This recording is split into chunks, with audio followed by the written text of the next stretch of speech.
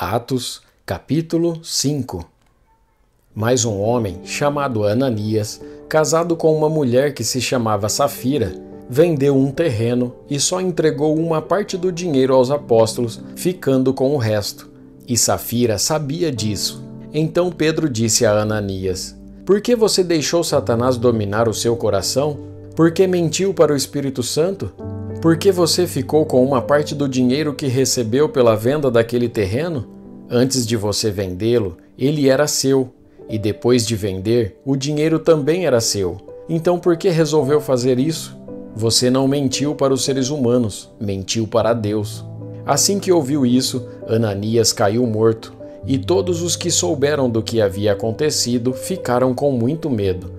Então vieram alguns moços, cobriram o corpo de Ananias, levaram para fora e o sepultaram. A mulher de Ananias chegou umas 3 horas depois, sem saber do que havia acontecido com o marido. Aí Pedro perguntou a ela: "Me diga, foi por este preço que você e o seu marido venderam o terreno?" "Foi", respondeu ela. Então Pedro disse: "Por que você e o seu marido resolveram pôr à prova o Espírito Santo? Os moços que acabaram de sepultar o seu marido já estão lá na porta e agora vão levar você também." No mesmo instante, ela caiu morta aos pés de Pedro. Os moços entraram e, vendo que ela estava morta, levaram o corpo dela e o sepultaram ao lado do marido. E toda a igreja e todos aqueles que souberam disso ficaram apavorados. Os apóstolos faziam muitos milagres e maravilhas entre o povo, e os seguidores de Jesus se reuniam no alpendre de Salomão. Ninguém de fora tinha coragem de se juntar ao grupo deles, mas o povo falava muito bem deles. Uma multidão de homens e mulheres também creu no Senhor e veio aumentar ainda mais o grupo. Por causa dos milagres que os apóstolos faziam, as pessoas punham os doentes nas ruas, em camas e esteiras. Faziam isso para que, quando Pedro passasse, pelo menos a sua sombra cobrisse alguns deles. Multidões vinham das cidades vizinhas de Jerusalém, trazendo os seus doentes e os que eram dominados por espíritos maus, e todos eram curados. Então, o grande sacerdote e todos os seus companheiros, que eram do partido dos saduceus, ficaram com inveja dos apóstolos e resolveram fazer alguma coisa. Prenderam os apóstolos e os puseram na cadeia. Mas naquela noite um anjo do Senhor abriu os portões da cadeia, levou os apóstolos para fora e disse: "Vão para o templo e anunciem ao povo tudo a respeito desta nova vida." Os apóstolos obedeceram e no dia seguinte, bem cedo, entraram no pátio do templo e começaram a ensinar. Então, o grande sacerdote e os seus companheiros chamaram os líderes do povo para uma reunião do conselho superior. Depois, mandaram que alguns guardas do templo fossem buscar os apóstolos na cadeia. Porém, quando os guardas chegaram lá, não encontraram os apóstolos. Então voltaram para o lugar onde o conselho estava reunido e disseram: "Nós fomos até lá e encontramos a cadeia bem fechada e os guardas vigiando os portões, mas quando os abrimos, não achamos ninguém lá dentro." Quando os chefes dos sacerdotes e o chefe da guarda do templo ouviram isso, ficaram sem saber o que pensar sobre o que havia acontecido com os apóstolos. Nesse momento, chegou alguém dizendo: "Escutem, os homens que vocês prenderam estão lá no pátio do templo ensinando o povo." Então o chefe da guarda do templo e os seus homens saíram e trouxeram os apóstolos. Mas não os maltrataram, porque tinham medo de serem apedrejados pelo povo. Depois, puseram os apóstolos em frente do conselho, e o grande sacerdote disse: "Nós ordenamos que vocês não ensinassem nada a respeito daquele homem. E o que foi que vocês fizeram? Espalharam esse ensinamento por toda a cidade de Jerusalém, e ainda querem nos culpar pela morte dele." Então Pedro e os outros apóstolos responderam: "Nós devemos obedecer a Deus e não às pessoas. Os senhores crucificaram Jesus, mas o Deus dos nossos antepassados o ressuscitou, e Deus o colocou à sua direita como líder e salvador, para dar ao povo de Israel oportunidade de se arrepender e receber o perdão dos seus pecados. Nós somos testemunhas de tudo isso, nós e o Espírito Santo, que Deus dá aos que lhe obedecem. Quando os membros do conselho ouviram isso, ficaram com tanta raiva que resolveram matar os apóstolos. Mas levantou-se um dos membros do conselho, um fariseu chamado Gamaliel, que era um mestre da lei respeitado por todos. Ele mandou que levassem os apóstolos para fora e os deixassem ali um pouco.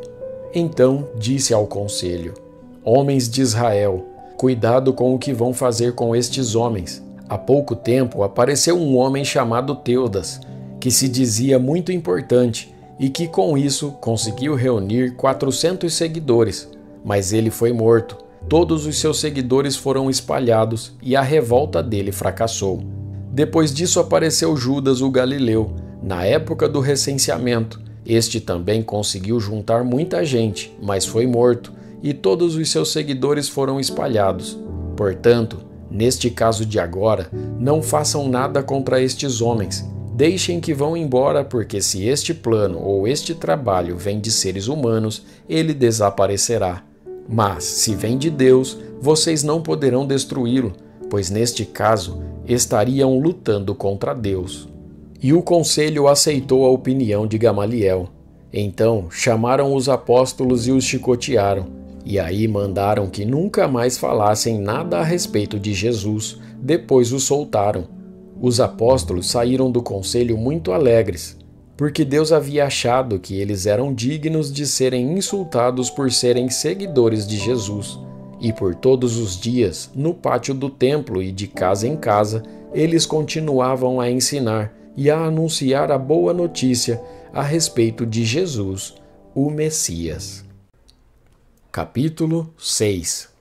Algum tempo depois, o número de judeus que se tornaram seguidores de Jesus aumentou muito, e os que tinham sido criados fora da terra de Israel começaram a se queixar dos que tinham sido criados em Israel. A queixa deles era que as viúvas do seu grupo estavam sendo esquecidas na distribuição diária de dinheiro. Então os 12 apóstolos reuniram todo o grupo de seguidores e disseram: Não está certo nós deixarmos de anunciar a palavra de Deus para tratarmos de dinheiro. Por isso, irmãos, escolham entre vocês 7 homens de confiança, cheios do Espírito Santo e de sabedoria, e nós entregaremos esse serviço a eles. Assim, nós poderemos continuar usando todo o nosso tempo na oração e no trabalho de anunciar a palavra de Deus. Todos concordaram com a proposta dos apóstolos. Então escolheram Estevão, um homem cheio de fé e do Espírito Santo, e também Filipe, Prócoro, Nicanor, Tímon, Pármenas e Nicolau de Antioquia, um não-judeu que antes tinha se convertido ao judaísmo. Esses homens foram levados aos apóstolos, que oraram e puseram as mãos sobre a cabeça deles. A palavra de Deus continuava a se espalhar.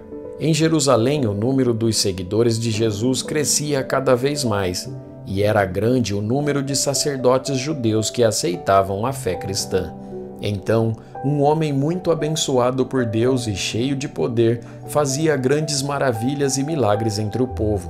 Mas ficaram contra ele alguns membros da sinagoga dos homens livres, que era a sinagoga dos judeus que tinham vindo das cidades de Cirene e Alexandria.